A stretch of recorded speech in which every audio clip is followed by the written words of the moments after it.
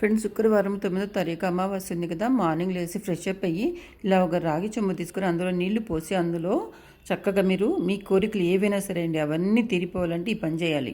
Okay, water పోసిన తర్వాత ఎర్రటి ఒకటి పువ్వు అండి, అది ఏదైనా సరే మందారమైన గులాబీ అయినా ఇంకొకటి ఎర్రటి పువ్వు, అలాగే రెడ్ కుంకుమ కలిపిన అక్షింతలు మాత్రమే వేయండి.